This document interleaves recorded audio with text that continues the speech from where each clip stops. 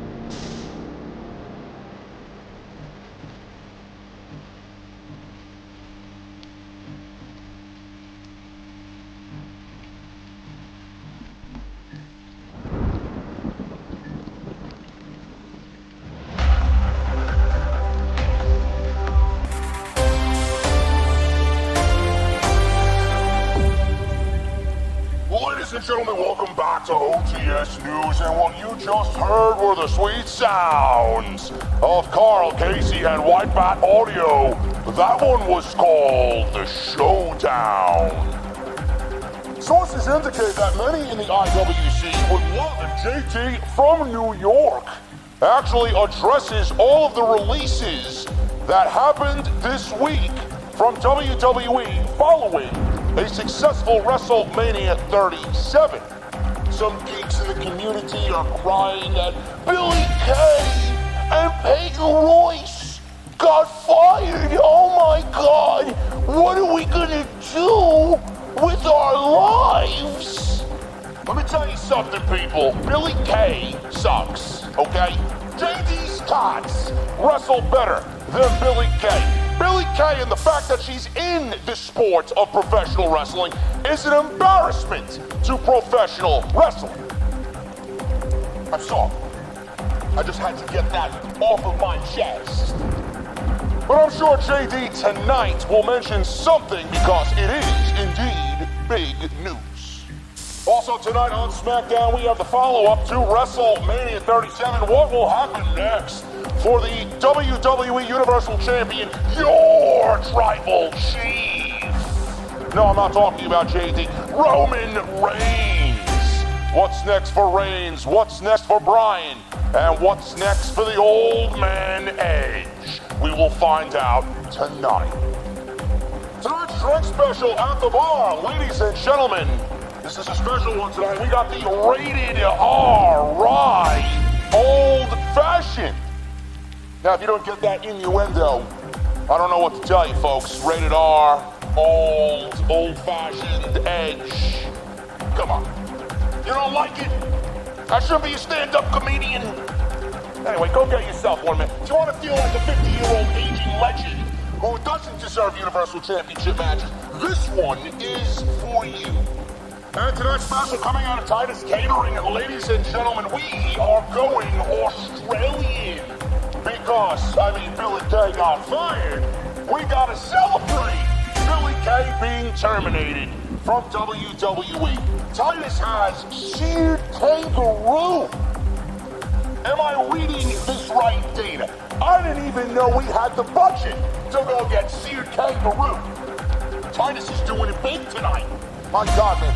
This is seared kangaroo with a raspberry glaze, red wine vinegar, potatoes, raspberry jam, broccolini that is doused in a little bit of olive oil.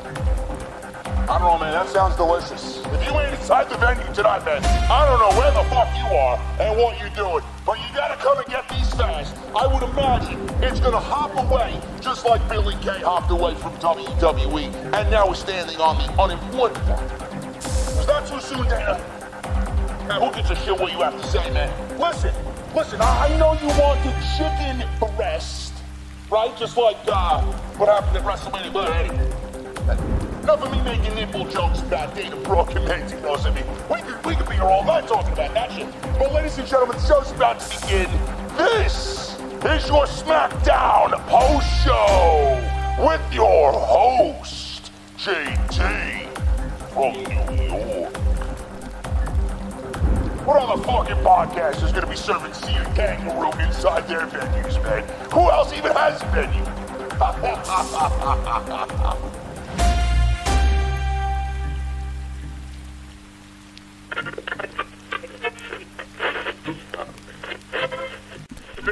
Let's see it.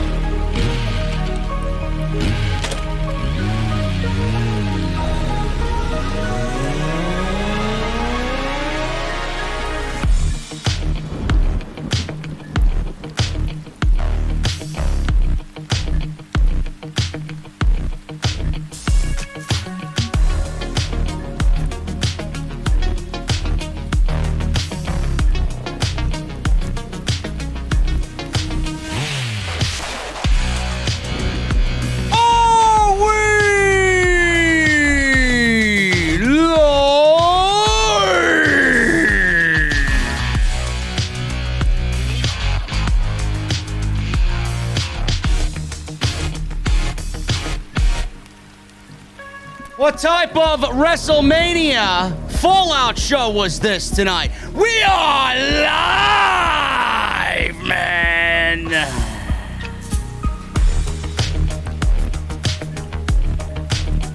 God, was this show utterly disappointing, man. What is going on with these people? Absolutely nothing to get excited about on Friday Night SmackDown following WrestleMania. I guess they took the page out of the Monday Night Raw playbook and said, I don't give a shit. Main event, Jey Uso in the main event again, doing Roman Reigns' dirty deeds again, this time against Cesaro. Seth Rollins obviously had a problem with that. Tag Team Championships on the line. The Street Profits go up against Ziggler and Rude. Bianca Belair has a championship celebration after beating Sasha Banks at WrestleMania. And WWE has no Edge and no Daniel Bryan on tonight's show. Will we talk about the releases? I don't know, man. But this is going to be an interesting show. I got all your news and SmackDown post-show right here on the #1 podcast in the entire IWC. This is Off the Script.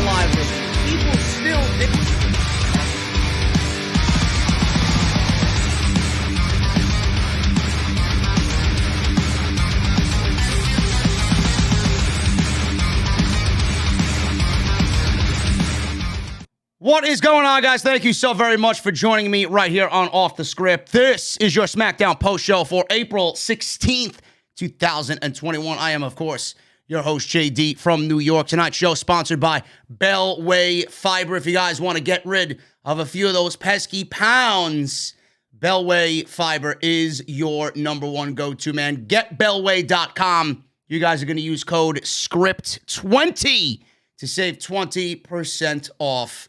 And we'll talk about my new sponsor today a little bit later in the podcast. What is going on, everybody? Live on YouTube. The venue is rocking and rolling as always. The line to get drinks at the bar. It's so deep that Jesse's going to have a busy evening filling the ice in the ice machine tonight. SmackDown. Listen, man, I'm going to be brutally honest with you guys. I have not felt right for a couple of days. Physically, mentally, I haven't felt right.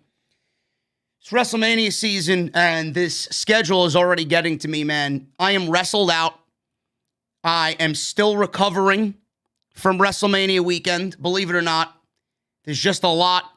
There's a lot of prep that goes into these live streams. There's a lot of prep that goes into tomorrow's podcast, which is going to be a big podcast because we're going to talk about every WWE release that happened on Thursday. I'm not sure if I'm going to get to it tonight because it's such a big story. I want to save it for its own dedicated show. So I might not even cover some of it today. I just might want to concentrate on SmackDown tonight. But I am wrestled out, man. And these shows, they don't help. They don't help at all. Monday Night Raw was an absolute fucking abomination on Monday night. They should be fucking ashamed of themselves, up and down, left and right, from here to Kingdom Come, about what happened on Monday night. That show is absolutely the worst fucking show on television. Monday Night Raw. SmackDown tonight was no better. SmackDown always is going to be, hey man, it's better than Raw. That's not saying much. That's not saying much.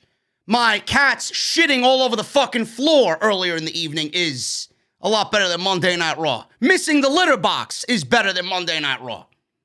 Give me a fucking break. SmackDown, I've been saying it ever since they went and made Roman Reigns heel. Without Roman, SmackDown is just as bad as Monday Night Raw. And I think that's pretty well known, or it should be, in the community. This show offered nothing tonight. Nothing. WWE is lazy. WWE doesn't give a fuck. They got their $1 billion and they're laughing all the way to the bank. They don't give a shit about anything. Meanwhile, they possess some of the greatest talent that this company's ever seen, and they have nothing creatively going on for them. Nothing. You come out of WrestleMania with the biggest match on WrestleMania happening on your show, SmackDown, Edge, Bryan, Reigns. It's the biggest WrestleMania match of all weekend. And you do nothing to follow it up.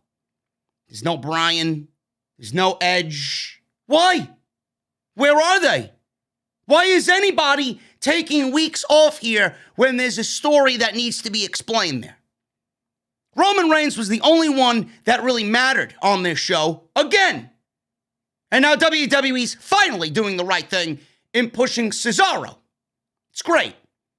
I can't wait to see them tear it down. I'm sure it's going to be a phenomenal match and a great story. Cesaro being a former Paul Heyman guy, and Roman Reigns not really respecting Cesaro because he thinks he's a loser and sending Jey Uso after him. Fine. It's going to be great. No matter what happens there, I'm sure Paul Heyman has it in the bag already as far as what the story is going to be. No Edge, no Bryan. We got fucking rematches out the goddamn ass on this show. Why? Otis and Rey Mysterio. Who could possibly give a flying fuck about Otis and Rey Mysterio?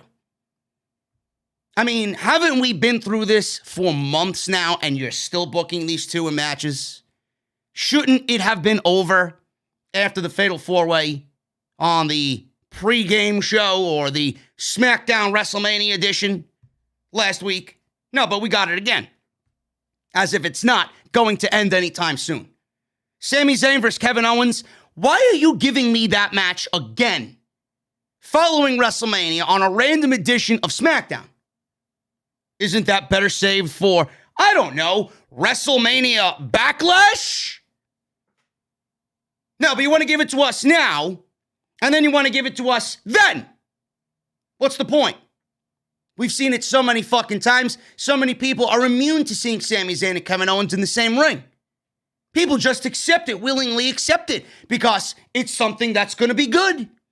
How many times can something be good before you get fucking tired of it? If you ate pizza 7 nights a week, that's a terrible example. I'd eat pizza 7 nights a week. If you ate hamburgers 7 nights a week, or if you ate Chinese food 7 nights a week, wouldn't you get fucking boring? Or wouldn't you get bored of it?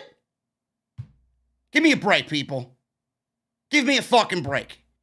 Don't know why that match isn't reserved for the pay-per-view in 5 weeks. WWE just refuses to tell a story.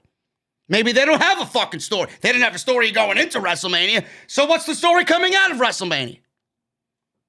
Then we got the Profits versus Ziggler and Rude. Who gives a shit?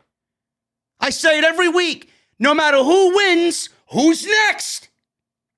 Who's next? Nobody. The Mysterios, Otis and Gable. Who gives a fuck about the tag team championships on SmackDown? Then you got Jey Uso just being Roman Reigns' punching bag every single time. It's literally the same story.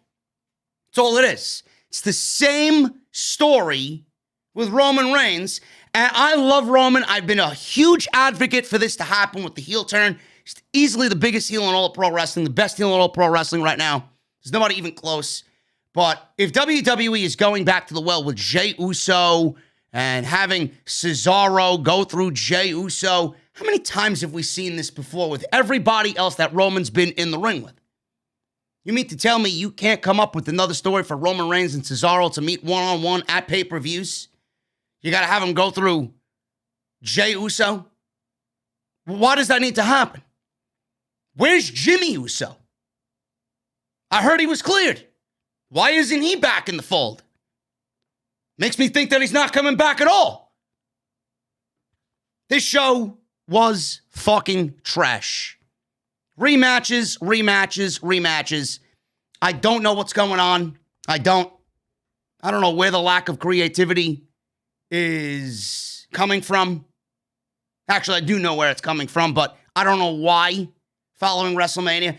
And this is the typical WWE road anyway, coming out of WrestleMania. They go on autopilot until 2 weeks before SummerSlam and then realize, hey, we got SummerSlam. This is the second biggest show of the year. Maybe we should get a card together.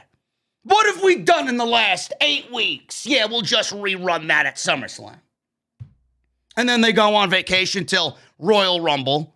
Then you get to the Royal Rumble. Then they go on another vacation 3 weeks before WrestleMania. Then they start scrambling to put a fucking card together. WWE Creative's got the easiest fucking schedule in the world, man. It's like they work 6 weeks out of the fucking year. And they got all the other weeks off to do nothing.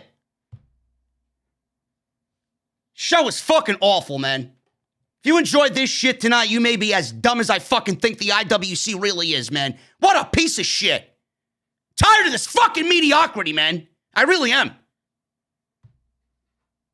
We're going to go over the SmackDown show tonight, what happened. I might talk about the releases that happened. It was a big day on Thursday. Literally, it was a year to the day that WWE released all of the people that they did last year. Same thing happened this year. It's almost as if it's a fucking reverse draft. Everybody's like, these shows need a change. These shows need some fresh feel to them. It's almost as if WWE's onto something. It's like the reverse draft. Instead of drafting people to shows and shaking the shows up, they let people go. That's what happens when you hoard everybody for years, don't do anything with them, throw money down the fucking toilet just to keep them away from AEW or Ring of Honor or Impact or New Japan or whoever the fuck wants talent nowadays. So we might go over a little bit of what's going on there, but I might save most of it for tomorrow's episode of Off the Script. I did not do an Off the Script for WrestleMania weekend because there was just so much shit going on. I didn't want it to get lost in the shuffle, so I said, you know what? I'm going to take that weekend off, worry about WrestleMania and WrestleMania only, hit it this coming weekend, and that's going to be the centralized focus of the podcast tomorrow. So we'll see what we talk about today. I might mention a little something here and there for the releases on Thursday, but I know you guys are very interested in what I am thinking about all of these releases. The one thing I will tell you about the releases is it's not a bad thing that they were released. Okay? This is all I'm going to tell you guys, and we're going to move on to the SmackDown show. It is not bad that WWE released these individuals on Thursday. Do not look at it as a bad thing. Oh, but they're in the middle of a pandemic. Oh, they're releasing Billy Kay. How could they? Do you geeks realize that WWE is a business? It needs to make money. Yes, nobody wants to see anybody lose their job. Yes, they're making more money now hand over fist than any time in their fucking lifetime, WWE. But that doesn't mean let me keep people on the roster that I'm not using. I mean, who gives a shit about Mojo Rawley? They weren't using him. Did you even realize he was employed? Bo Dallas? Does it suck? Yes. Does it show WWE's lack of vision and lack of creative? They should have been creatively booking him into something in the Funhouse or with Bray Wyatt. Did they do that? Of course they didn't, because they fucking suck. Billy Kay? What was Billy Kay doing on the roster? What? She's one of the worst professional wrestlers on this fucking planet. And you want Billie Kay to be signed to the WWE to do what? Roam around the back and show everybody a fucking resume and then get in the ring and shit the fan? Give me a break, bro. Give me a fucking break. Did you see that match at WrestleMania? Why would you look at that match and then keep her on board for your payroll? Goodbye. She's lucky she lasted this long. I would have released her about fucking 3 years ago. And everybody else. The biggest name is Samoa Joe. The biggest name is Samoa Joe. Samoa Joe should have been a WWE champion 3 times over. Guy was one of the best color commentators that they had. Guy is one of the best promos in the entire company. Guy's one of the most legit badass motherfuckers that they got on that roster. And you mean to tell me you couldn't do anything with Samoa Joe?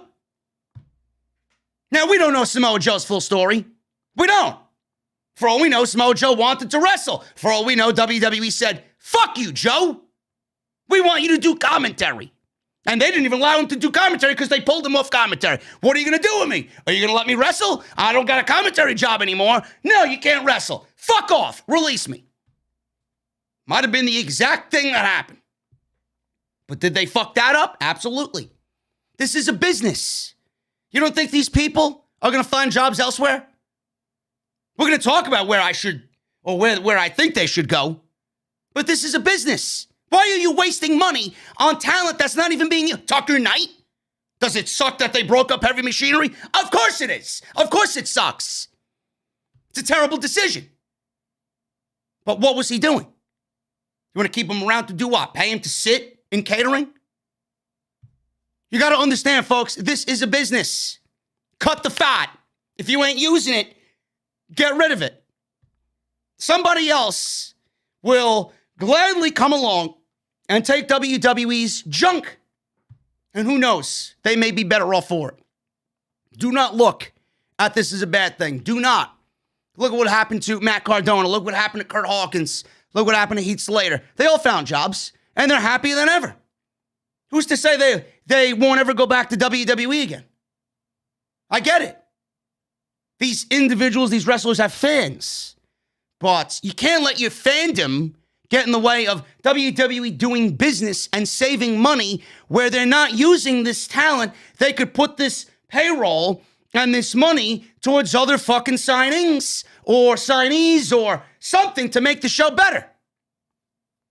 And clearly they got a conference call with investors coming up soon. They need to go to this conference call, Nick Khan and Vince McMahon and all these management gooks and geeks and all this shit. They got to go out there and do this, the investor call. They're going to do what they got to do. They got to do what they got to do. They got to show profit. And that's exactly what they're doing. That's why they got cut. So when they made this cut, that all the investors are looking, hey, how are we saving money? How are we going to get more money in our pocket? Give me a break. This is exactly what is going on. So don't worry about it. It is what it is. We'll talk about it on Saturday. And I don't want you guys to be upset about what is going on with the releases. It is a good thing. Being released from the WWE, if you're any one of these individuals, is a good thing. Your career will be fine. Moving on to the SmackDown podcast in a little bit, guys. Again, I want to thank you guys so much for joining me on the podcast. Make sure you follow me on social media at JDfromNY206. That's on Twitter and Instagram. Hit that subscribe button down below. Turn on the bell for all notifications. If you guys want to hit up the Patreon page to support, you guys can certainly do that. Patreon.com/JDfromNY206. Make sure you guys go and check out all the other videos that you might have missed on the channel. That is down in the description below. Everything you need is playlisted, so easy for you. It is all up to date and current, so make sure you guys go and check all of that out.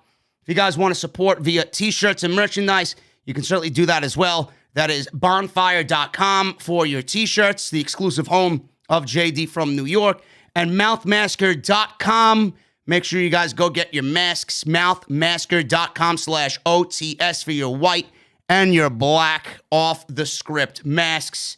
And today's podcast, like I said, is brought to you by Bellway Superfiber. That is getbellway.com. If you guys want to lose some extra weight and you guys want to just feel good about yourself, man, Bellway Fiber. Just got started with this. I'm going to start using it more and more every single day. And it's going to be something that I hope to continue promoting on the show. And Super Fiber, I got the lemon lime flavor here. And you guys can save 20% off on Bellway Fiber at getbellway.com. Use code SCRIPT20 for 20% off your entire purchase. I want to start at the top here, man. Pat McAfee, which is another thing. Listen, WWE fired all of these individuals, and then they give Pat McAfee a nice, hefty contract to do commentary for SmackDown. They pretty much move Samoa Joe out of commentary to bring Pat McAfee over to SmackDown and give somebody like that a contract. I'm not complaining about his performance at all. I think Pat McAfee, he's proven that he does know the product. He's proven that he belongs and he knows his shit. He's very charismatic. He is a fan, which is the most important thing. Pat McAfee did awesome tonight. Okay, and WWE, I usually shit on most of their moves and decisions creatively. I don't know what's going on and what the reshuffling is for. Monday Night Raw, Adnan Virk, listen, you got to give him a shot because he's new. You got to let him settle into the role. I said it on Monday. I'm going to say it again. If he is the same way he is now, 2 months from now, then something's wrong. Then he's not the right guy for the job. This guy should be up in the books and the notes and all this shit, getting to know legitimately everything and everybody and everything about them on Monday night. So he doesn't need Corey Graves, and he doesn't need to make comments that, I'm only here, Corey Graves and Byron Saxton are going to carry me through this 3 hours of Monday Night Raw. No, nobody should be carrying you as a fucking play-by-play commentator. Okay? Can't do that. So I'm going to give Adnan Virk a chance, but I just have a feeling it's not going to work out. But Pat McAfee did fucking awesome tonight.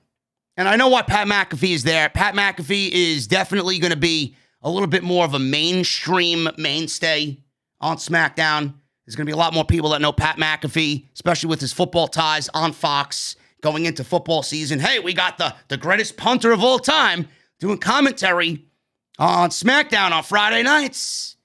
NFL Hall of Famer, Pat McAfee. So I get why they're using Pat McAfee in this spot. But the thing is, he shut us all up in his match against Adam Cole. And he knows his shit. If there's somebody that was going to replace Corey Graves, no matter what you think of Corey Graves knows his shit. Corey Graves is very good at his job, okay? He may be a WWE elitist and a shill. He works for the company. You can't blame him. But he knows his fucking shit, and he's damn good at his job, okay? Every color commentator should be as good as Corey Graves and as charismatic and witty as Corey Graves. So don't shit on Corey Graves, okay? But Pat McAfee is the perfect replacement if you're going to take someone as strong as Graves from commentary and you're going to replace him with somebody. Pat McAfee is like identical in every way to Corey Graves. He's got everything Corey Graves has. The knowledge, the charisma, and he knows how to talk. If there's anything that Pat McAfee knows how to do, he knows how to talk.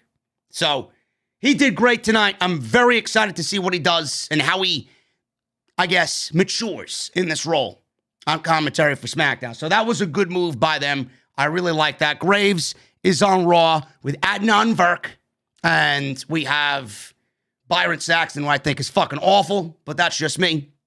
So we'll see what happens with that on Monday Night Raw and SmackDown going into the future. The one thing that I find funny is that Pat McAfee got a main roster call-up before Adam Cole. It's fucking hilarious how that worked out, huh? Adam Cole is dodging a bullet. Every week that goes by and he's not called up, he's dodging a fucking bullet. He really is. SmackDown. SmackDown opened up tonight with Roman Reigns. Of course it did. And Roman Reigns walked to the stage with Paul Heyman and Jey Uso. Uso was introduced as the Andre the Giant Memorial Battle Royal winner. McAfee on commentary said Reigns had a dominant performance and did what he said he was going to do at WrestleMania. He stacked him, and he beat the shit out of him. It's exactly what he did. Reigns asked Heyman to let viewers know what he did. Heyman talked up Edge and Bryan about being Hall of Famers, married to Hall of Famers, being future Hall of Famers.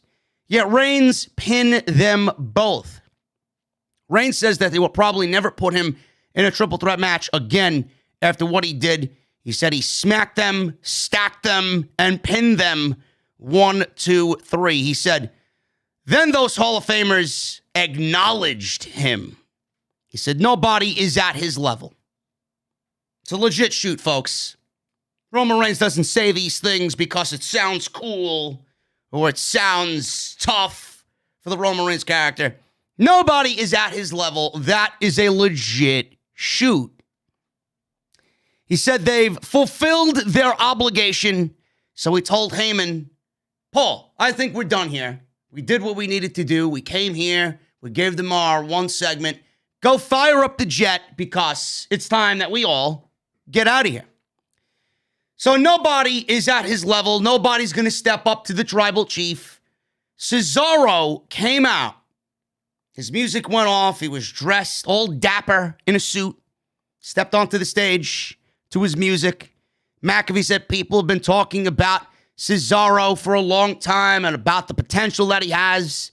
Said it takes a lot of nerve to interrupt Reigns like this. Cesaro stepped up to Reigns' face. He asked for the mic. And as soon as he asked for the microphone, Roman Reigns smirked and walked out of the ring, leaving Cesaro with a what the fuck look of expression on his face. Heyman, Reigns, and Uso stepped out of the ring and legitimately all turned their back on Cesaro.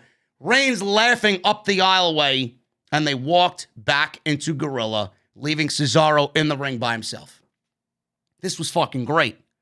This was great because it's going to play up the story that Cesaro is not at Reigns' level, and Reigns, he just beat Edge and Daniel Bryan in the same match by pinning them both at the same time. Cesaro has been a known loser who just got his first WrestleMania match after 10 years.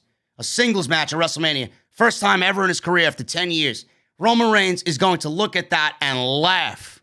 After everybody he's beat, after everything that he's done, and after everything that this heel turn and heel run has accomplished, he's going to look at Cesaro and respect him. Cesaro has to prove to Reigns that he belongs, and Reigns knows this, and that is exactly what was depicted in this segment. And this is going to make Cesaro a true babyface, come from behind. Everybody wants to see Cesaro beat Reigns. We know it's not going to happen, but this is going to be the situation that gets the ball in motion for Cesaro and Reigns. I love it. This was perfect.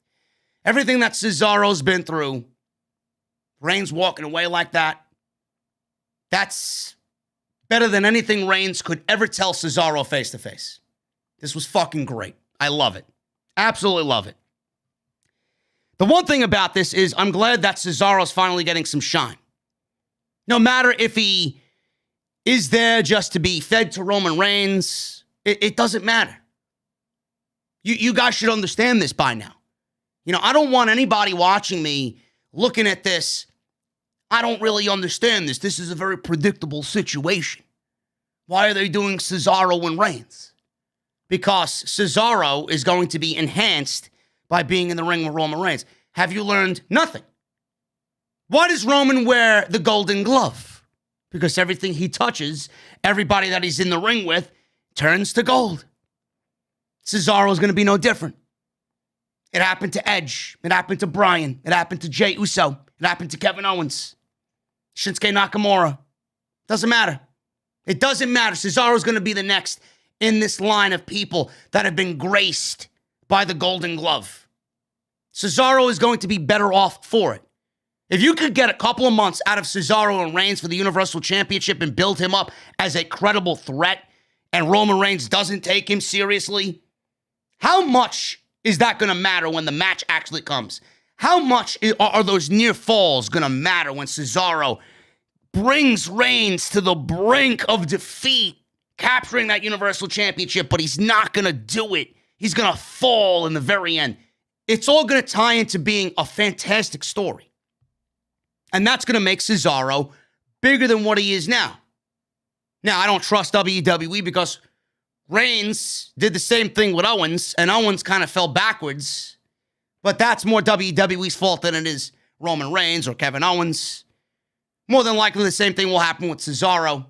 But, I mean, it's better late than never. And I don't know how long Cesaro has left as a singles guy in WWE. You do it now or you don't do it at all. So I'm glad that he's finally getting his just due. Because he's deserved this for a very long time. This should have happened fucking years ago, 5-6 years ago. Now we're finally getting it. And it's against the right guy, Roman Reigns. I can't wait to see what they do here. LOL, JD, are you drunk? Vincent Kelly in the chat. No, you fucking idiot. No, I'm not drunk. What did I say that would come off as me being drunk in the chat? What did I say that was so off kilter here? What did I say that was not factual information? What did I say that was something that everybody else is not thinking? The fuck is wrong with you? Roman Reigns is gold. Cesaro is going to be gold for it. Just be patient. Bunch of fucking idiots, man. He buries everyone. Reigns buries everyone. Reigns buries everyone. You're watching the wrong fucking show, my guy. I don't know what the fuck you're watching. And if you are watching, you must be a fucking idiot. Everybody that Reigns is in the ring with has been at the top of their game. Everybody. What a fucking clown. Don't get me started. Cesaro walked to the back.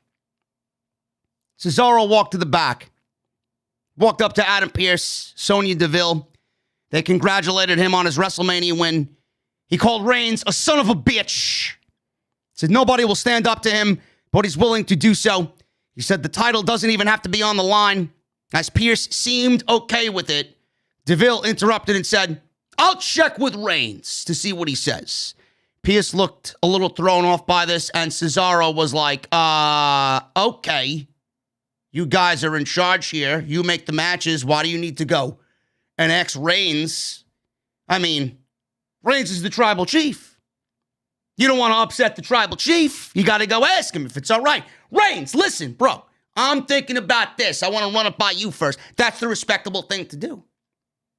Makes me think that Sonya, I swear to God, man, I'm throwing this out there. It makes me think that when Sonya Deville is ready to come back, I honestly think that she's going to be in cahoots with Paul Heyman. I just have a feeling.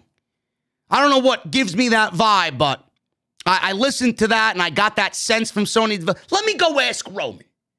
I honestly think that Sonya Deville is going to be aligned with Paul Heyman and this situation. So we'll see what happens.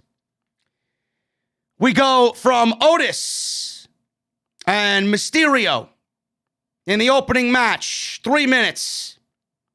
This was a 3-minute match. Otis puts over the youngster, the newbie, Rey Mysterio. Rey Mysterio beats Otis in this thing.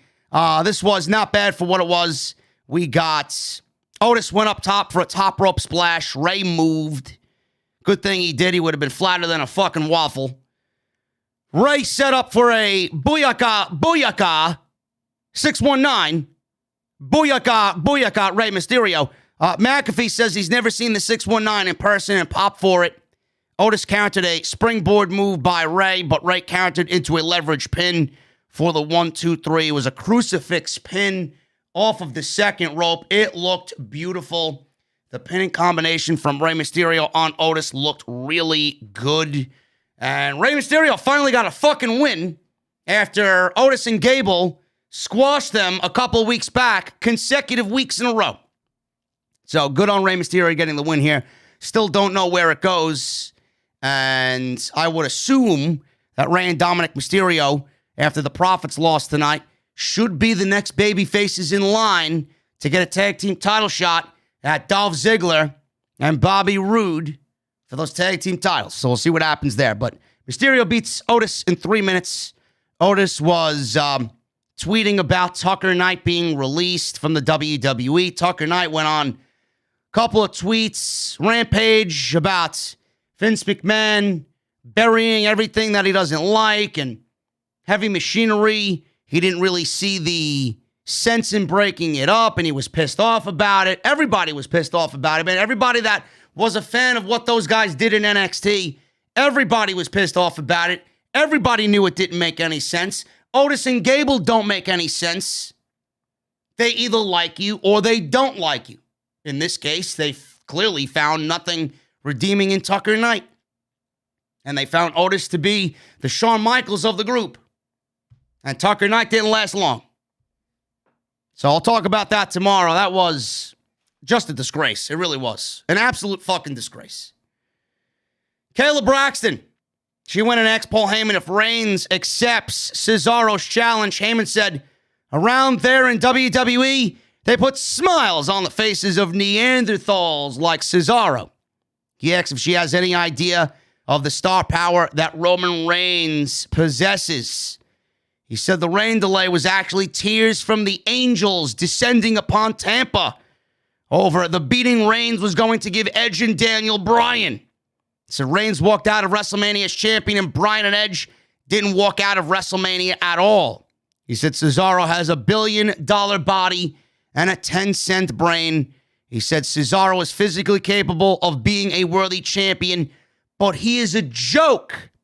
So they're going to put an end to the joke tonight and stop the train before it leaves the station. Whee!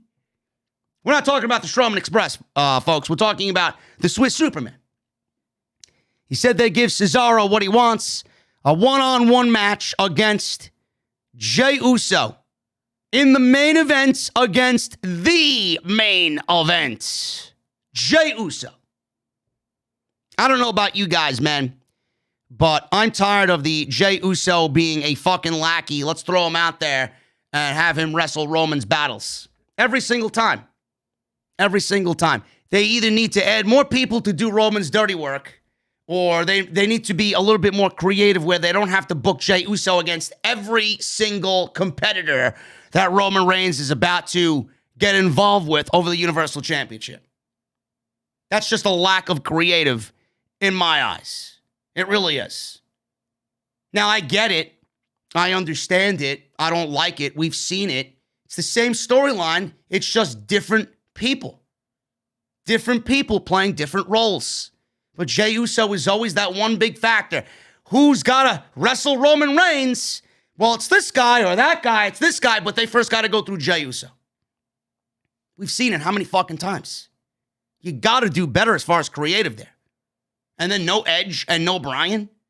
I would assume that if Reigns is moving on, that we may get Bryan and Edge battling. That seems like the natural progression there. Edge should be pissed at Bryan. The reason why Edge lost was because of Bryan and Bryan's involvement. Just take it out on him. Reigns didn't do anything wrong. Reigns abided by the rules. He did what he said he was going to do. He stacked him and he pinned him. That was it. Edge has got a problem with Bryan. But I would love to know what these guys are thinking. Why wait? What are you waiting for? This is the type of show that you need to put those types of angles and storylines on. You don't skimp on the first show after WrestleMania. That should be the show that you load up with everything to get people excited to watch. Who's going to get excited to watch SmackDown after a show like tonight that barely offered anything? Paul Heyman is a fucking genius. He really is. His promo was awesome. Talking about the rain delay being tears from the angels descending upon Tampa over the beating Reigns was going to give Edge and Bryan in the main event. Who says that? Only a fucking genius says that. Sami Zayn was in the ring. He ranted about how Logan Paul's mind was poisoned by Kevin Owens. All the fucking idiots on social media, their minds are poisoned over this show and Monday Night Raw being good shows. Stop defending garbage. Stop defending garbage, folks. Your mind is just as poisoned as Jake Paul or Logan Paul, the Paul brothers, whoever. He said they got in his head the moment he walked out. He said when he hugged him, he could feel him pulling back. He said, therefore, he was distracted because he wondered what Logan was thinking. He said that it's the only reason Owens was able to squeak out a victory against him. He said he will redeem himself coming up next. I didn't know what that meant. I didn't really know what that meant. Could have been against anybody. Didn't have to be against Kevin Owens, but it was. Got Sami Zayn and Kevin Owens in the ring again on SmackDown following WrestleMania. Don't really understand why. This match should have been saved for WrestleMania Backlash. But here we are. WWE just lazy to write a good fucking show. As always, let's do a rematch. You know. Oh, no. The internet geeks will eat it up. Look, Sami Zayn and Kevin Owens. You know. Come on. It's a good match. Short, but good match. Owens and Zayn brawled around ringside to start the match. Zayn was going in and out, trying to avoid Kevin Owens. Kind of teasing him and playing some games with him on the outside. Owens had the early advantage, dropped Zayn with a clothesline, followed up with a senton, and then an attempted cannonball. Zayn avoided the cannonball and hung Owens on the top rope to take over. Owens responded with another clothesline, dropped Zayn on the top rope. Owens plays Zayn on the top turnbuckle. He hit Zayn with some hard chops, and Zayn fought back, hit a beautiful sunset bomb off of the second rope for a near fall. And Zayn knocked Owens back off the top rope. Owens avoided Zayn and rocked him with a super kick. Owens followed up with a swanton for a near fall. Zayn rolled to the floor, tried to leave. Owens brought him back in the ring, attempted the pop-up powerbomb. Zayn avoided the pop-up powerbomb. Owens hit a fisherman's backbreaker or neckbreaker. Modified a Ushigoroshi, but it looks fucking brutal. Zayn tried to leave the ring again. Owens went after him. Zayn slipped out of the ring, and eventually he left and got himself counted out. Owens tried to pull him back in, but Zayn poked the eyes, ran away, intentionally got counted out, and that was it. Owens chased him up the ramp, brought Zayn back into the ring, hit a Stone Cold Stunner on Sami Zayn, and that's the way the match and the segment went off the air. I don't know. Seems like they have absolutely no direction for Kevin Owens and Sami Zayn. What's the story? I don't even know anymore. The story was about Zayn's documentary and about Logan Paul being on board. Now what's the story about? Oh, it's the same shit that we've heard for months with Sami Zayn. There's a conspiracy against me. Great. If you can't tell a fucking proper story with these two guys who are in real life best friends, I don't know what the fuck you're doing on the writing team. I really don't. This match meant nothing. WWE had 7 days to book a follow-up for this night for Zayn and Owens to potentially get them at Backlash, and WWE pretty much gave you the match tonight, and it looked like a blow-off to me. Because Kevin Owens got a stunner on Zayn, and Sami Zayn looks like a fucking bitch in the end. Who looks like a loser. A mental case for complaining, and he just decides to get counted out. I'm not interested in another match with these guys. I don't know if you guys are. I know I'm not. We need something new. Zayn and Owens deserve better than what we're getting here. Bianca Belair's championship celebration. That was coming up next, but first we got Apollo Crews. He was very happy and smiling about being the Intercontinental Champion. Thanks to Commander Aziz. We finally got a name for Yabba Dabba Dabba Kato. Babatunde. Commander Aziz is his name. He looks great. He looks dominating standing over Apollo Crews. He said he's the former commander of the Elite Guard. He said if anyone comes after his title, they will be annihilated by the Nigerian nail, which is a big thumb right to the jugular. That's Commander Aziz's finishing maneuver. So there you go. Apollo looked great here. Big E wasn't on the show is another name you can tack onto the list of people that weren't on this show tonight. Big E, Edge, Bryan. What a great follow-up, Bruce. What a great follow-up, Bruce. You fucking slob. I'm very interested to see what they do with Yabba Dabba Dabba Kato, Commander Aziz. But I think he's going to make Apollo look a little bit more legitimate, not only as the Intercontinental Champion, but as a heel. And Big E and Apollo is not done yet. They're not done with Big E and Apollo. Now, a lot of people are like, well, Reigns, he should go after Big E. Big E should be the next Universal Champion. No. Big E is not ready to be Universal Champion. There's a time and a place for Big E to win that championship. It is not in the year of 2021, okay?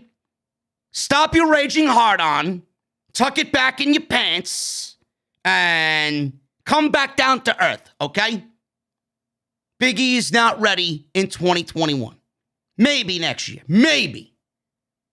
Reigns should hold that championship for the duration of the rest of the year. I'm very excited to see where they go with this new act that they got placed with Apollo Crews. The Street Profits, they made their way to the ring. They got the Solo Cups coming down from the Thunderdome.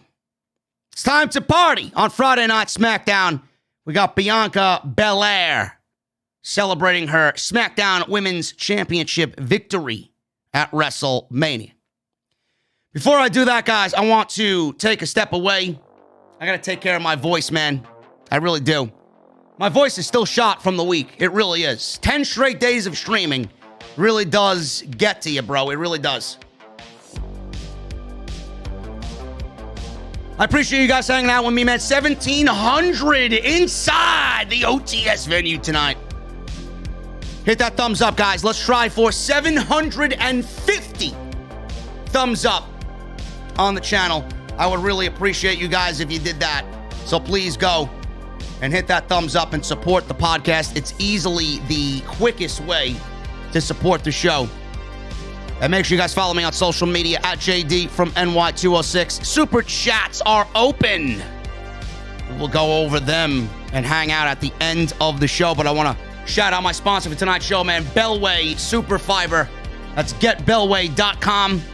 You guys are going to use code SCRIPT20 at checkout for 20% off, man. If you're looking to shed a couple of those pesky pounds and you guys want to maintain your weight a little bit better, man, Bellway is the product for you. It's important to drink a lot of water, man, and that's what you're going to use when you mix Bellway. The more water you mix when you take Bellway Fiber, drinking more water has been linked to actually losing weight. And Bellway is organic, all natural, vegan, keto, gluten-free fiber, and it contains 0 sugar. It's flavored with real fruit, so it tastes better than other fiber brands. And Bellway is actually safe to drink 1 to 3 times a day. To take it, all you got to do is simply mix it with water, blend it with the water, or you could actually make a smoothie out of it and drink it immediately. And it's available in the U.S. only, man. Bellway Fiber, if you guys want to get your weight in line, I got the lemon lime. I love me some lemon lime, man. Use code SCRIPT20 at checkout to save 20% off, and I want to thank them for supporting the podcast right here on Off the Script. That's getbellway.com. Use code SCRIPT20 at checkout. It's a super fiber, man. It's going to keep you full a little bit longer after you eat. Those cravings are going to be a lot less. So I want you guys to hit them up, support them, and tell them that JD on Off the Script sent you over there. Getbellway.com. Bianca Belair is out there with private party. Jesus fucking Christ. The Street Profits might as well be. Street Profits. That's where my head's at, man. Street Profits out there with Bianca Belair, and they're getting ready to wrestle Bobby Roode and Dolph Ziggler. They said there was one match in particular he'd be telling his grandkids about. They went to the highlights of Bianca Belair beating Sasha. I don't know what the fuck I'm talking about tonight. Sasha Banks at WrestleMania. Bayley should have been at WrestleMania. And to be quite honest, Bayley actually stepped up to the plate to challenge Bianca Belair tonight. So they went to highlights of Belair and Sasha Banks to win the SmackDown title at WrestleMania. Belair made her entrance, introduced by her husband Montez Ford. I really like the fact that the Street Profits were out there to celebrate with Bianca Belair because it came off a little bit more genuine. Obviously, Montez is married to Bianca, and the fact that he introduced Bianca in this segment just made it seem a little bit more genuine than if it was a Michael Cole or Caleb Braxton or something done in the back. This was a really good, feel-good, emotional moment that has family ties, and you got husband and wife out there. It just takes the emotion to a completely different level. And you can see Montez Ford fucking smiling from ear to ear, how proud he is of his wife. Good shit there on WWE for bringing the Profits to do this segment with Bianca Belair, celebrating her championship victory over Sasha Banks. Belair made her entrance. She said she feels like she's been floating on cloud nine since Saturday night. She feels so blessed. She said, if a year ago you asked her if she'd be standing there as champion, she probably would have told you yes. Good. That's the answer I want to hear because that's exactly what the EST would tell you. She said that's not cockiness, that's just belief in herself. She said you shouldn't be ashamed to look at someone in the face and say you are the best because if you can dream it, you can do it. She said it's not just about her though. She said she and Sasha Banks both made history together, but she did leave her with a little something to remember her by. And she made reference to the hair whip spot at WrestleMania on Saturday night that left Sasha Banks with a nice visible gash on her stomach region. She said they are just getting started creating history, and Montez Ford gave her a hug. They say that they all want the smoke, and Bianca Belair told both Profits to go win the tag team championships because this household is a household that wants all the gold. They want all the gold. Speaking of Sasha Banks, she was interviewed by Caleb Braxton immediately after this segment was over. Banks looked down at her stomach. The visible gash was still there. It did leave a wicked mark on Sasha Banks, and she couldn't even speak. She couldn't even utter a couple of words. She looked very angry. She looked like she was a woman scorned, seeking revenge. This may be the opportunity that WWE turns Sasha Banks back into a heel. And we all know Sasha Banks works better as a bitch heel. Someone who is vindictive and will do anything. That boss character is just a natural heel. So I can't wait to see what they do there. That's the vibe that I got. She had nothing to say about Bianca Belair. No congratulations. She looked angry. And this is the perfect opportunity for WWE to do something like that with Sasha Banks. Now, Bayley, I don't know where they fit Bayley into this situation, but Bayley did make a promise that she wants Bianca Belair, how she's the longest reigning SmackDown Women's Champion, and Bianca Belair is going to have now a target on her back. And Bayley is stepping up to the plate. Never mind Sasha. Bayley's going to be there as well. So Bianca's reign is going to be a challenging one. You got Bayley and you got Sasha Banks. Very interesting to see where they go with that. So we may end up getting Banks and Bayley still kind of intertwined together, this time feuding with Bianca Belair, who is now the new SmackDown Women's Champion. So that's awesome. Bayley did say that Belair was crying before the match and she didn't think that she could actually win. And that's the reason why she was crying. She said now she's out there showboating. She said to trust her, you don't want to be an arrogant champion like that. She says there's only one way to fix this and restore dignity to that title. She said that means she, the longest reigning SmackDown Women's Champion in history, will take her title back. So that's what Bayley had to say about Bianca Belair as Sasha Banks remained speechless. So we got the Tag Team Championships. Ziggler, Rude defending against the Street Profits. This was a decent match, but again, whoever wins Who's next? It's the problem with these tag team divisions, man. There's no depth to these tag team divisions. If Rude and Ziggler retain, who's next? There's only one other babyface team, and that is Rey and Dominic Mysterio. You already beat the Street Profits tonight. If the Street Profits win, who else is there? Gable and Otis. You can't really do the Profits versus Ziggler Rude over and over and over again.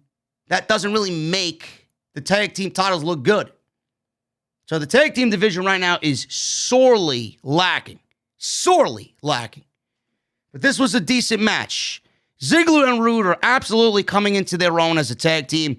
They've gotten so much better since they were paired legitimately, given a name, and given those championships. So Ford dropped Ziggler with a standing drop kick. They were talking about how Ziggler has the best drop kick in the industry, and how Montez Ford is right there with them. Michael Cole called Bobby Roode and Dolph Ziggler not only the best tag team in WWE, but one of the greatest tag teams, if not the greatest tag team in the world. I laughed at this line. There are things that Michael Cole has said that are absolutely ridiculous. That may be up there with one of the most ridiculous things that Michael Cole has ever said. No, they are nowhere close to being the best tag team in the world. What the fuck are you smoking? Seriously, Michael Cole, what are you smoking, bro? Did Pat McAfee slip you something before the show? What a bullshit statement, man. It just goes to show you that everything that WWE says is merely in that WWE bubble. Nothing exists outside that WWE bubble. Fuck off with comments like that, man. It makes you sound like a blithering idiot. It really does. Drop kicks. Dawkins is in. He had a twisting splash in the corner, followed up by his signature bulldog. We go to commercial break. Dawkins caught Rude with a back elbow. Ziggler caused a distraction. Rude took advantage, hit Dawkins with a spine buster. The heels isolated Dawkins, cut him off from the corner. Ford got the hot tag. He ran wild on both Dolph Ziggler and Bobby Roode. Ford hit a back suplex on Rude, followed up with a standing moonsault. Ford hit a dive to the floor, taking out both guys. Dawkins hit his spine buster on Rude. Ford then hit the frog splash, but Ziggler broke up the pin attempt. I thought the Profits were going to take the titles back just based off what Bianca Belair said in the previous segment. And this is how many times have these teams fought? What is this, like the third or fourth time these teams were going at it? Profits got to get their win back somehow, somewhere, some way. So Dawkins hit the spine buster. And after the breakup of the frog splash, Ford beat Rude in the corner. Did not notice Ziggler making a blind tag. Ford whipped Rude into the opposite corner, but Ziggler came out of nowhere and hit a zigzag off the blind tag. He was the legal man, and they retain the tag team championships. Ziggler and Rude beat the Street Profits. I don't want to hear about the Street Profits getting tag team title opportunities again for a very long time. Seriously. It's over. They have no division as it is, and this pretty much solidified that Bobby Roode and Dolph Ziggler have the Profits numbers. They beat them clean. No more. It's all over. Maybe Rey and Dominic Mysterio step up to the plate next, and we get the feel-good father-son moment with Dominic and Rey Mysterio winning the tag team championships. They replayed this Cesaro UFO airplane spin 16 times at least on this show. Like, I get it. I get it. It's an impressive move. It was one of the highlights of WrestleMania. You're going to ruin Cesaro's push by forcing this on us. I get it. I need to see it once, maybe twice. You show it in the beginning of the show when he came out for the promo and got ignored. You show it again before the match with Uso. Why do you need to show it? They legitimately showed it after every fucking match, after every segment on this show tonight. Man, when WWE wants to take something and fucking take a goddamn bat and beat you over the head with it, they are relentless. They are relentless, man. It doesn't come off good. I don't give a fuck who says it's good marketing. It's not. I get it. Enough with this shit already, man. Natalya. She went up against Shayna Baszler. Natalya had Tamina with her, and Shayna Baszler had Nia Jax with her. It wasn't really much of a match, and further proves that Shayna Baszler is indeed a fucking waste, standing next to Nia Jax. Tamina and Jax, they argued at ringside. The match didn't really mean much of anything. It was all about Tamina and Jax on the outside. Baszler had an early advantage, attempted to stomp Natalya's arm like she usually does to her opponents. Tamina pulled her out of the ring. Jax distracted Natalya, and Baszler rocked her with a knee. Jax jumped on the apron, argued with the referee. Baszler almost ran into Nia Jax, but stopped herself. Natalya then rolled Baszler up for the win. After the match, Tamina rocked Jax with a big boot to the face. Do you care? I know I don't. I just don't give a shit. Nia Jax and Shayna Baszler won those tag team championships. They've held on to them for a very long time. I don't know what the fuck they're waiting for. I really don't. I would hope to God that Ruby Riott and Liv Morgan are next in line to take those titles off of Nia Jax and Shayna Baszler. That should have been the WrestleMania moment for them. That's what should have been the outcome at WrestleMania. WWE is keeping Jax and Baszler with those titles for one reason and one reason only. It's not Tamina and it's not Natalya. I guarantee you it's the fucking Bella Twins. Because you know that they're going to be back sooner rather than later. And they're going to win those tag team championships because they've already said they want the tag team championships. So that's pretty much a guarantee that they're going to win the tag team championships. Who are they going to be? Who's it going to be that loses the titles to the Bella Twins? Who's more impressive? It's going to be Shayna and Nia, being that they held those championships and ran through every team, which there really are none of, team in the women's tag team division? Or is it going to be Tamina and Natty that nobody gives a fuck about? That's what's going to happen. And then WWE is going to give you the big old fuck you to Ruby Riott and Liv Morgan. Maybe the Bella Twins win the championships and then Ruby Riott and Liv Morgan beat the Bella Twins, but I mean, I don't expect that to happen.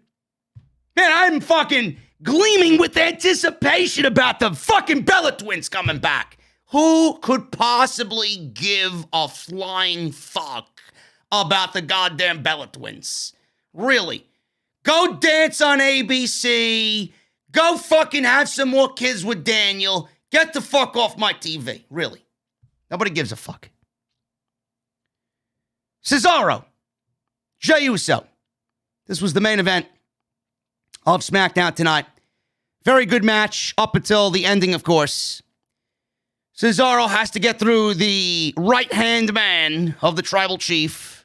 Really good match, like I said, until the very lame Seth Rollins interference at the end. Cesaro caught Uso with a backbreaker early. Uso fought back, attacked Cesaro's arm. That was the story of the match. Attacked the arm. Can't do the UFO. Can't do the airplane spin. So that was the story. Cesaro knocked Uso to the floor, attempted to dive off the apron. Uso recovered, rocked Cesaro with a super kick. Uso continued to work over Cesaro's arm. That was the story of the match here. Cesaro fought back. Uso responded with a Samoan drop. Uso attempted a suplex. Cesaro reversed it with a suplex of his own, deadlifting Jey Uso up. Looked incredible. Cesaro then went to the top rope and a flying crossbody off the top for a near fall. Uso went back to the arm, hit a super kick for a 2 count. Uso climbed to the top rope, but Cesaro cut him off with the drop kick. Cesaro then hit a gut wrench suplex for another near fall. Uso went back to the arm, targeting the arm again. Cesaro used a cartwheel to avoid Uso. He then hit a springboard European uppercut, which looked beautiful. Uso fought back, hit a back suplex into a neck breaker for a near fall of his own. Cesaro rocked Uso with a discus lariat. Cesaro then gave Uso the giant swing. And all of a sudden, Seth Rollins comes down. He's dressed like a fucking cow in cow colors. He had this fucking cow-like fucking pattern on his jacket. He jumped in the ring. He attacked Cesaro. Right as Cesaro was doing the Cesaro swing, And Cesaro wins the match by disqualification. Rollins walked up the ramp after getting some cheap shots in on Cesaro, yelling, "It's not over. It's not over," between them when, after everything happened, he says it's not over until I say it's over. And that's the way SmackDown went off the air. That was it. Very, very boring SmackDown, man. Very boring SmackDown. Absolutely nothing of note outside of the build for Roman Reigns and Cesaro, which I'm so happy we did not get tonight. I'm so happy we didn't get. I know they teased it, but the Jey Uso situation and him being thrown into all of these matches just so that the challengers have to go through them, him rather, to get to Roman. It's a tired concept. We need something a little bit more. It's something that is just WWE just reeking of laziness, to be quite honest with you. And I want to see more. I'm glad we didn't get the Cesaro match tonight because that match deserves to happen first on pay-per-view. That match deserves to be pay-per-view, no question. Not on SmackDown, not a non-title match. Roman shouldn't be put on these SmackDowns to potentially take a loss. None. None at all. So this SmackDown was very disappointing coming out of WrestleMania. Nothing really major happened outside Cesaro. No Big E. No follow-up with Apollo. No Bryan. No Edge. Rematches. Highlights of Cesaro doing a UFO swing for about 16 fucking times. Bianca Belair. Tease of Sasha Banks potentially going heel. Bayley throwing her name into the hat for the SmackDown Women's Championship. More meaningless garbage between Tamina and Nia. If Roman wasn't on this show would have been as bad as Monday Night Raw. As bad as Monday Night Raw, folks. And I mean that very much. I really do. Anyway, guys, we are going to go over the Super Chats. And I thank you guys for joining me here on the podcast, man. 614 likes are in the chat right now. Let's try for 750 before we get on out of here, man. I would appreciate that. It's the best way to support the show. Super chats are open. Follow me on social media at JDfromNY206. That's on Twitter and Instagram. Hit that subscribe button down below and turn on that bell for notifications. I am drained like a motherfucker, man. I'm so wrestled out, it is not even ridiculous. JD Keith Lee is getting released next week per reports. What are you talking about? Read me. Jesse is... WWE executive producer Kevin Dunn didn't get Billy Kay. It's the first time in forever I agree with the fucking beaver. I agree with Kevin Dunn. I didn't get Billy Kay either. Where did you guys see this story about Keith Lee being released next week? The fuck are you talking about? Why would WWE even think about releasing Keith Lee? What are they, fucking mental? Who said that? Anyway, guys, super chats are open. Let's get them on in. I'm going to start at the top here, man. Coiled Phoenix with a $10 super chat. Thank you for sending the super sticker, Coiled Phoenix. I appreciate you. Daniel Easter Day, $2 super chat. Happy to see they're giving Cesaro a push. I'm happy about it too, brother. It's about fucking time. It is about time.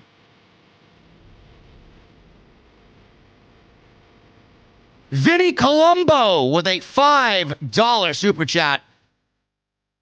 JD was cooking a bolognese that would make Titus blush when Cesaro stepped up to Roman. Nothing better than homecoming and a great SummerSlam tease. Thank you, Vinny.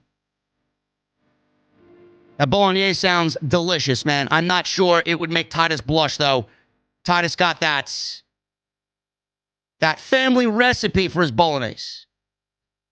And I figured the report about Keith Lee was fake. Somebody is Clearly trolling in the chat. They could fucking kiss my ass.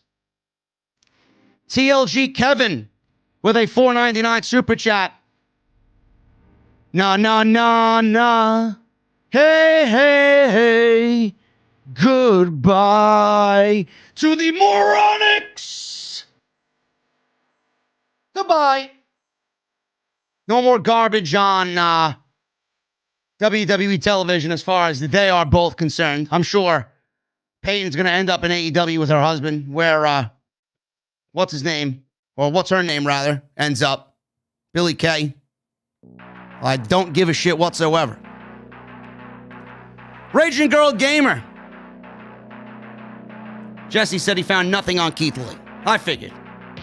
They'd be fucking stupid. That would absolutely break the internet. People were already pissed at Samoa Joe getting released. Can you imagine Keith Lee? Raging Girl Gamer with a $4.99 super chat. I miss Billy Kay already. She was one of my idols. Yeah, right. Yeah, right. Chemo. Duh. Therapist. $2 super chat. Raging Girl Gamer is my idol. Yeah, right. Get out of here. Get out of here with that fucking nonsense, man.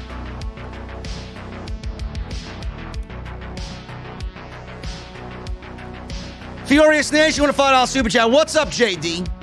What do you prefer in your opinion, Pat McAfee or Corey Graves? Corey Graves. Corey Graves, honestly, is the face of WWE commentary, if you really want to think about it. You might not like him. You might think he's a shill. You might think he's a little bizarre with his girlfriend there.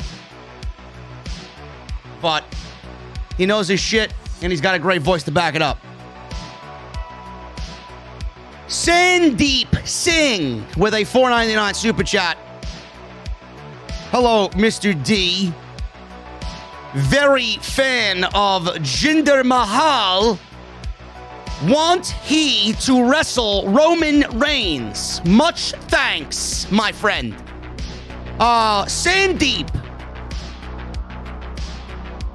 No. No. Pretty sure Jinder will show up on Raw. Drew McIntyre's got nothing to do these days. Soon as he wins that title back from Bobby, who do you think they're going to put in there with Drew? The modern day Maharaja. Yeah, sure. TLG Kevin with a $4.99 super chat. Never really understood why people like Corey Graves. I liked him in the beginning, but now he's on the same level as Seth Clownlands. Come on, man. You got to give Graves some credit. You got to give Graves some credit, man. Shad Hopper with a $5 super chat. No message. Why are you entering my bar and being shy, bro? Remember to tip the bartender, okay? Stephen Vandelli with a $24.99 super chat.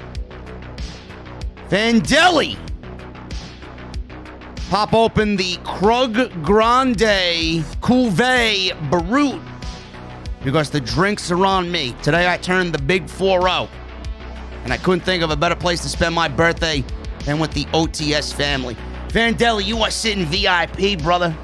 I don't have a happy birthday song queued up. If I knew this beforehand, I would have had something ready to go for you, man.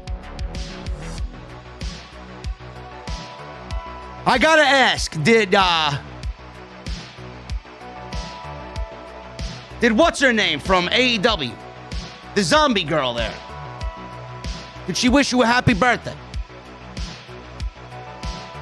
Did she wish you a happy birthday on the big 4-0? That's what I want to know.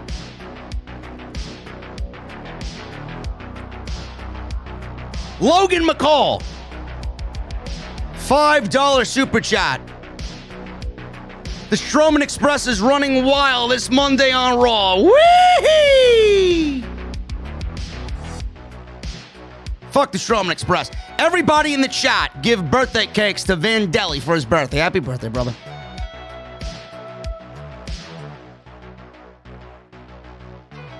Abaddon, that's her name. I couldn't think of her name. I'm sorry, buddy. Abaddon Mr. Cake with a $2 super chat. Maybe we should have you bake a cake. If you're Mr. Cake, bake a cake for Vandelli. Roman is the guy who saves a giant table for you. Listen, man. If there's anybody in this fucking community that should be sitting at the table next to Roman Reigns, it's me. Okay? Make sure you're all aware of that. Daniel Easter Day with a $5 super chat. Hope you have cherry Pepsi in the venue, JD. Not much of a drinker. Jesse, make yourself useful and pour me a drink, and I'll get you a Britt Baker shirt. Daniel, if you want some cherry Pepsi, brother, I gotta say, I just got regular Pepsi. We don't do the flavors here, man. This is a craft beer bar with fine alcoholic beer. I'll make you Shirley Temple, okay? I'll make you Shirley Temple, and we could do some naked pina coladas. Just to give you the vibe that you're hanging out and drinking. But there's no alcohol. DX for life with an Australian $5 super chat. Love your work, JD. Not SmackDown related, but did you hear Morrow's return to call Omega versus Swan? Shirley Khan has him lined up for AEW, right? Well, I was going to talk about this tomorrow, man. This is the biggest wrestling news to me. This is the most exciting wrestling news all year for me. You guys know that I do not watch Impact Wrestling, man. I will be on my couch at 10:30, 10:20 on April 25th, ready to watch Mauro fucking Ranallo call Kenny Omega versus Rich Swann, bro. They turned an absolutely whatever show into a must-see show. That is how big of a difference Mauro is to a match and a show.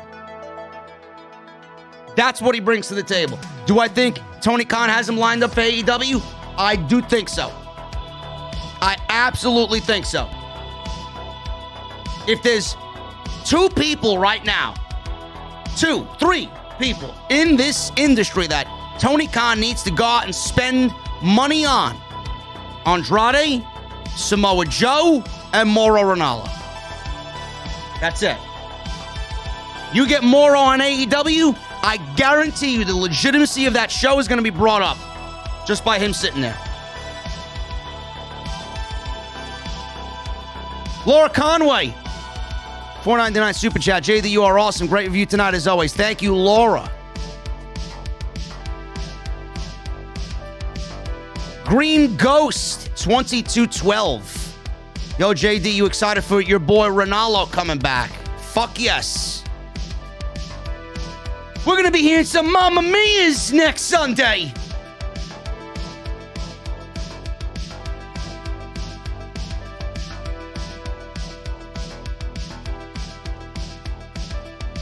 TLG Kevin with a $4.99 super chat.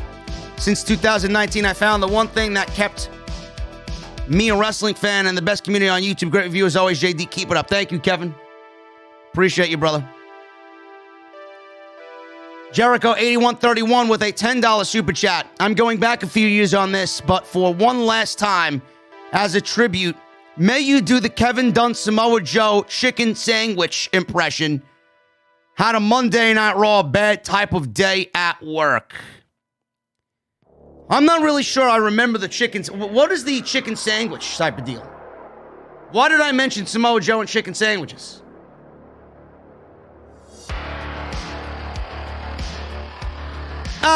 Samoa Joe, you know what? I'm going to send him back to catering because, if he's fat, you know, Samoa Joe is so fat that he looks like he eats all these chicken sandwiches in catering.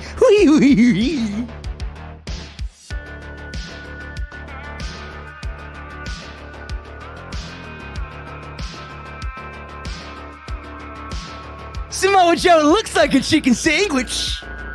That's why we didn't hire him all those years ago, man. He's a fat slob.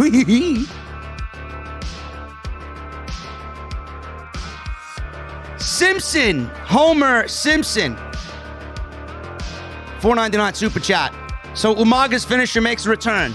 Not super creative if you ask me, but then again, we are talking about our good old buddy Bruce. Good day to you, JD. Thank you, Mr. Simpson. Yes, Umaga's finisher is now Commander Aziz's finishing move. Mr. Cake with a $2 super chat. Old boy Strowman Express is headed to Viperville. There's one guy that they should have fucking fired. It's Braun Strowman. What a complete fucking waste. Coggies with a $20 super chat.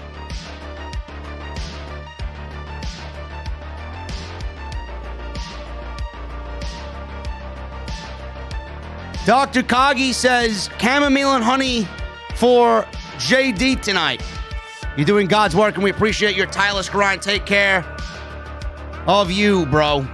Coggies, thank you, brother. I did have tea before I actually started the podcast with some honey. I will probably have another one as I finish this up soon and I go lay on the couch and watch the rest of season 6 of The Walking Dead.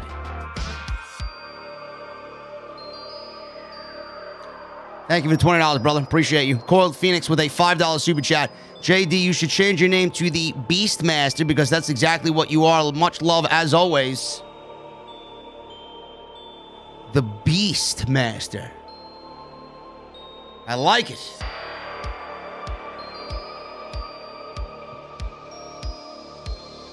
Thank you, Coiled Phoenix. Gavin Deeth with an Australian $5 super chat. Michael Cole, baby! No, don't give them ideas. Paul Jackson with a $5 super chat. Vince and Bruce love their makeshift tag teams. Unify the belts, get rid of the women's tag team championships, and stop breaking up real legit teams.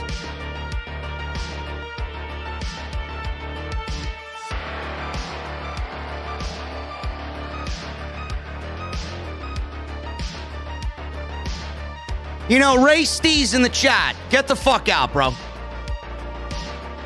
You come in here and you give me a comment like that, trying to insinuate something. I don't go into other people's fucking shows, or I don't have my fucking people go into other people's shows and say that about me.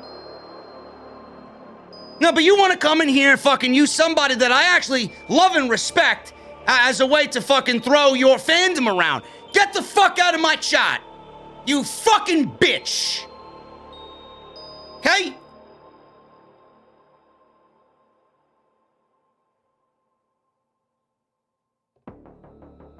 Paul Jackson with a $5 super chat. Vince and Bruce love their makeshift. Oh, yeah. I just read that. Yeah, get rid of them. Get rid of these fucking makeshift tag teams that are held together by scotch tape and fucking Elmer's glue. Women's tag team championships are fucking worthless.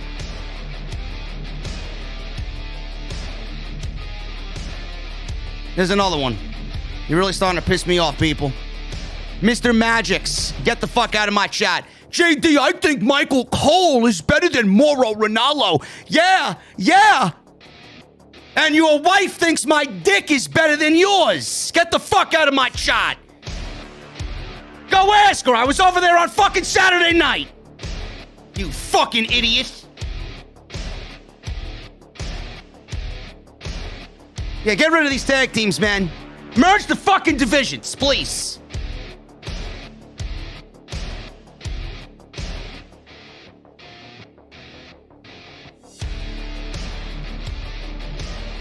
Imagine coming into somebody's stream saying Michael Cole is better than Mauro Ranallo, man.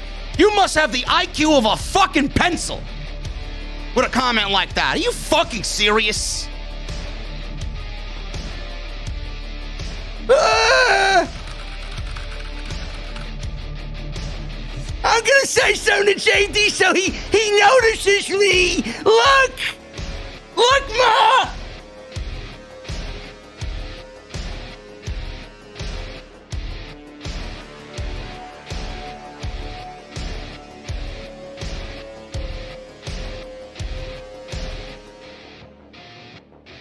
Chris with a $4.99 super chat. Miss SmackDown tonight, driving home from work. Is WWE pushing Cesaro? Shout out to the tribal chief of the IWC and the #1 fucking podcast on YouTube. Better fucking believe it, Chris.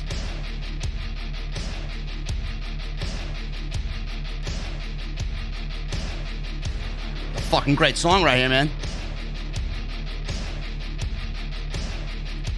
Indigo, $5 super chat. Hey, JD, much respect. LOL, can't believe I'm saying this, but I actually agree with Mr. Beaver, man. Always. Awesome live stream, bro. What a week. Listen, let me read the fucking article for you guys, being that you're here. I got nothing else better to do. Listen, WWE executive Kevin Dunn didn't get Billy Kay. Fightful Select reports Kay's release came as a surprise to many backstage, much like it did to the fans. Not this fan. This was because she was used as recently as WrestleMania this past Sunday and was loved in the locker room, as was Peyton Royce. Kevin Dunn didn't get Billy Kay and verbalized that he thought she had a ceiling as to how far she could go. It is not known whether this actually contributed to her being released, but Dunn is one of the few people Vince McMahon will sometimes listen to, and he has a job for life. Vince,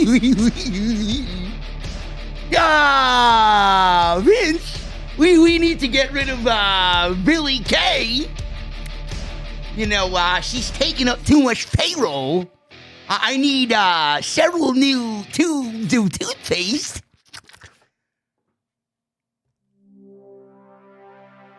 What exactly did Kevin Dunn insinuate there that was false information?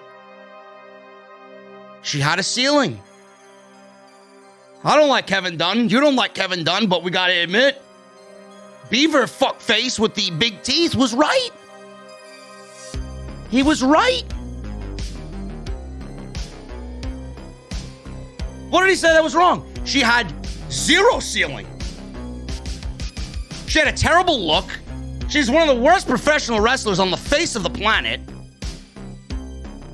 There's no way you're gonna use her in a women's evolution or revolution and get anything out of it. But she could have been a valet. She sucked at even that. She was nauseating to fucking listen to. I don't get the people in the community, man. I don't get this bizarre infatuation with Billy Kay. I don't. She would have been fired fucking 1,000 times over if I was in charge of payroll. I'd be looking in the office. Why do we have her employed? Why? What has she done? Nothing. Get rid of her. Get rid of her. I don't give a fuck who she knew, who was beloved. I don't give a fuck. What happens? She sucks. She wasn't funny. If you found Billy Kay funny, you have the fucking worst sense of humor a human being could possibly possess. I laughed not once at Billy Kay and Peyton Royce.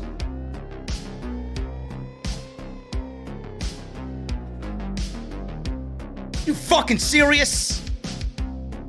And the best thing about it all is that Sasha Banks was on the Stone Cold podcast telling everybody how it was a mistake to put the titles on the Iconics before she walked away for 6 months. Doesn't Sasha Banks now feel validated? WWE proved to Sasha Banks that they fucked up just by firing Billy Kay and Peyton Royce. What was the sense of putting them on the Iconics if this was going to be the end result?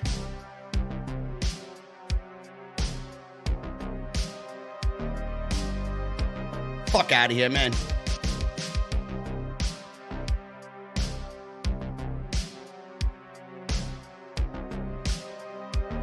Indigo. Thank you for the $5, man.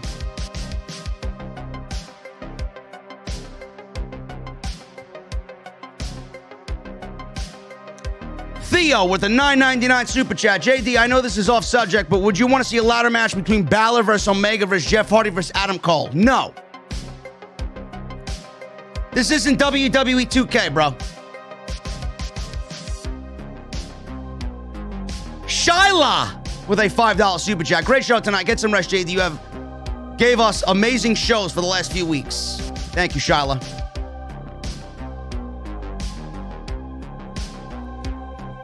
Ali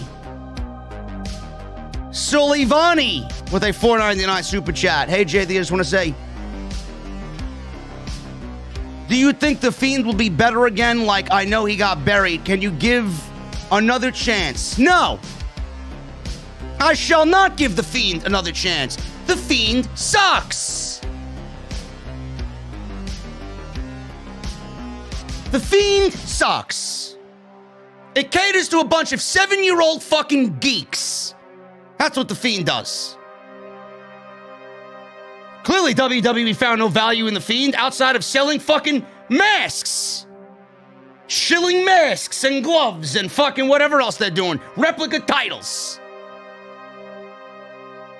WWE values The Fiend so much that they gave The Fiend character to Alexa Bliss. They gave all The Fiend's powers to Alexa Bliss. Great. Great. That's not what I look at when I see Bray Wyatt. Do they value Bray Wyatt? Of course they don't. They gave it to a fucking woman who had her own character before The Fiend even hit the scene.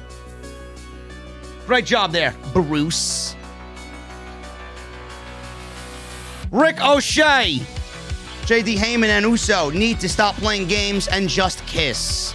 Yeah, you would love to see that, Rick O'Shea. I'm sure you would. Most of us don't swing that way in the chat. Michael Raymond with a $5 super chat. How would you feel about Roman avoiding Cesaro for the whole year? Cesaro goes on a huge singles tear, wins the Rumble. Will Roman acknowledge him? Bro, WWE can't even book going into next week's show. You want them to book Cesaro to win the Rumble?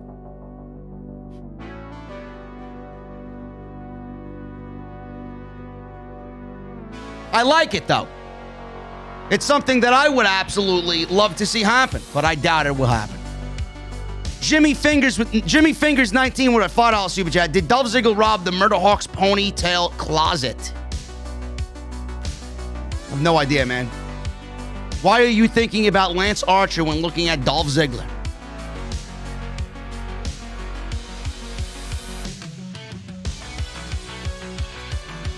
Jesse says, look out. Wifeness is pissed at JD. Who the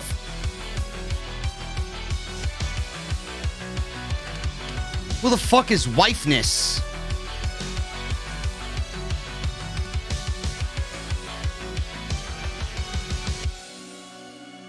Jonathan with the $4.99 super chat. Can you say, hey, goon, you got a message? I think it'd be great and hilarious to have that as a text sound. Thanks and much love, brother.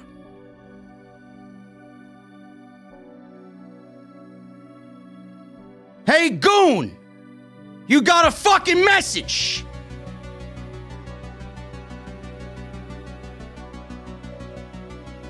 Jesse's wife is pissed at JD. Why is your wife pissed, bro? What did I say? The Fiend sucks. Is she a Fiend fanatic? What did I say that was wrong? I apologize to Jesse's wife if I did anything to upset her.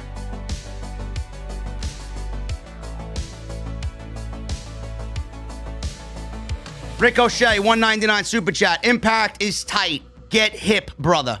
Yeah, I'll get hip when Morrow's on my television. Other than that, I don't give a fuck. Michael Raymond with a $5 super chat. The year is 2023. Roman Reigns is still champion. Will AEW, Impact, X Division, and TNT champion Hook be the one to dethrone him? Will he make Taz proud? Michael Raymond, I don't know what the fuck you're talking about, bro. Why would Hook take down Roman Reigns?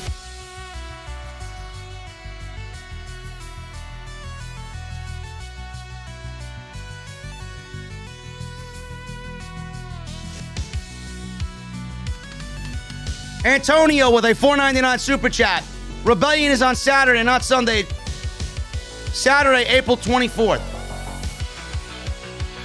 Got ya. Saturday. Saturday night.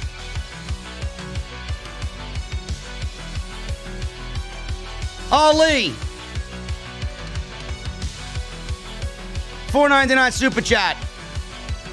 Hey, JD, do you still like The Fiend or hate him? Can you give him another chance on it? No, I'm not giving The Fiend another chance. Fuck off with The Fiend. Not giving him a chance. How many fucking times I gotta give a loser a chance? Fucking guy is the eater of L's.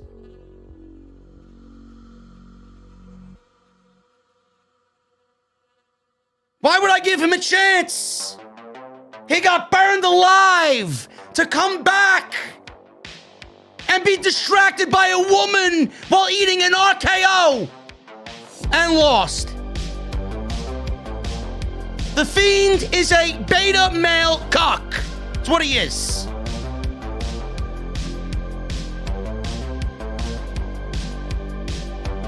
Hibiscus with a $5 super chat. Thanks for streaming tonight like you always do. It made me happier today for my uncle passing. Thanks, JD. Hibiscus, I'm sorry to hear that, brother. Everybody in the chat, give Hibiscus some prayer emojis, man. The OTS family and the thoughts and prayers of the OTS family are with you, brother.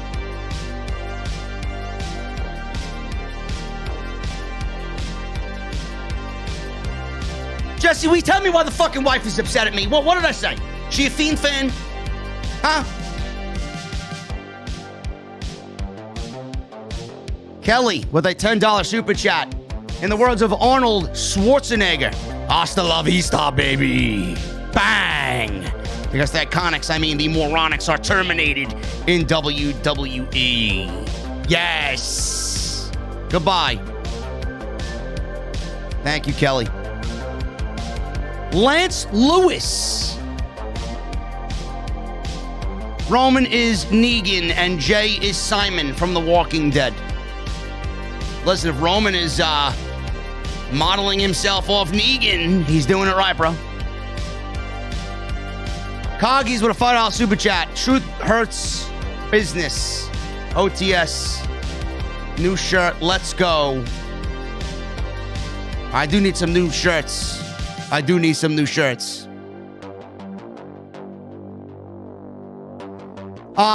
Edgar, this is White Bat Audio. It's called Hackers.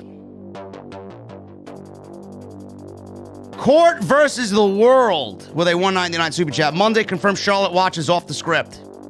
Yeah, Monday also confirmed that Charlotte looked like a fucking CPU computer chip with what she was wearing.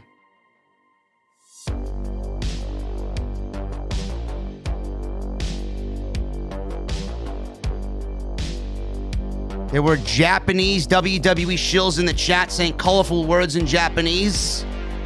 Don't worry, I told Edgar to bench them. I don't need fucking colorful words to say, go fuck yourself. In American. Fuck out of my chat. Thanks, Kelly, for the heads up. Colorful words. Fuck out of here.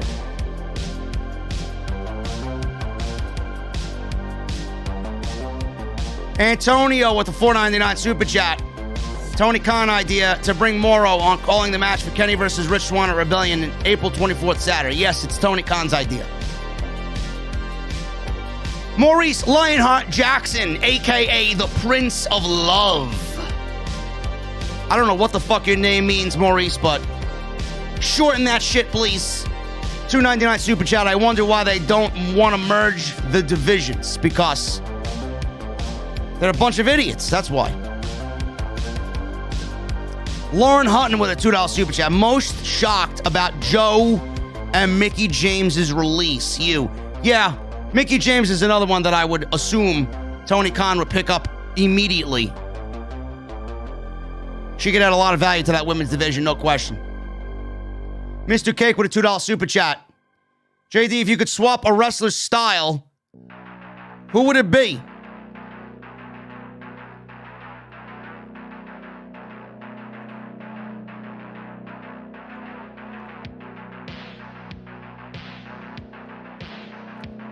I want to swap Keith Lee's style back to the way it used to be. Fuck Keith Lee working as a big man, bro.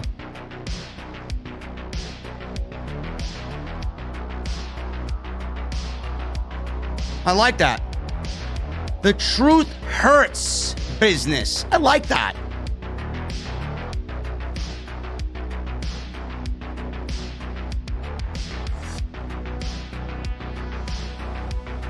I thought I said the 25th in the very beginning when I was talking about Mauro Ranallo. Somebody told me it was the 24th. Don't worry, I know where to find the information. I'm not missing Mauro doing commentary, bro. TLG Kevin with a $4.99 super chat. Been drinking tonight. I just have one question. Where's that ringtone, man? OTS for life. I don't know, man. Download the MP3 and make it a ringtone. Darius the Official with a $1.99 super chat. Where is the WWE superhero Ricochet, bro? He's scooping mashed potatoes and fucking catering. That's where he is. Maurice with a $1.99 super chat. Your Monday Night Raw reviews are my favorite shows. How do you think I feel?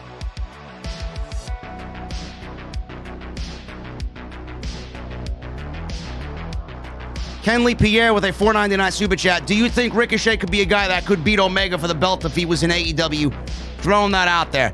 Omega versus Ricochet would tear the fucking house down, man. 5-star match. Does he take the title off Omega? No. Paul Jackson, $5 super chat. $5 super chat says The Fiend is dead and buried. Nobody cares about The Fiend anymore. Good job, Vince and Bruce. Lauren Hutton with a $2 super chat. What do you think of Roman and Cesaro? I love it. This was a long time coming for Cesaro. A long time coming for Cesaro. And I think they're going to kill it once they actually have that match. I think that's going to be fucking awesome. All right, guys, it's about that time, man. It is about that time. We get on out of here. We are 25 likes away from 750, guys. Can we do 25 likes before we get on out of here for 750 likes on the stream? That's the goal. Follow me on social media, Twitter and Instagram, at JDfromNY206. I'm hoping to have the venue completed by this weekend. I'm looking to maybe debut it on Monday night. And I'll be doing some giveaways, man. We're going to be having a contest inside the venue. Whoa, X in the chat says Tamina is greater than JD. Fuck out of here. Tamina could barely fucking wrestle, man. And if she was to have a podcast, believe me, nobody would listen. The venue should be fixed, completed, not fixed. Well, fixed up, yes, in storyline. But it should be completed soon. And hopefully I can unveil that to you very soon. Other than that, guys, there's nothing else going on. Off the Script tomorrow. Critiques and Connoisseurs tomorrow. The final episode of the first season. We're ending with Chris Jericho and a little bit of the bubbly tomorrow. So make sure you guys tune into that. Make sure you guys go out and support Bellway.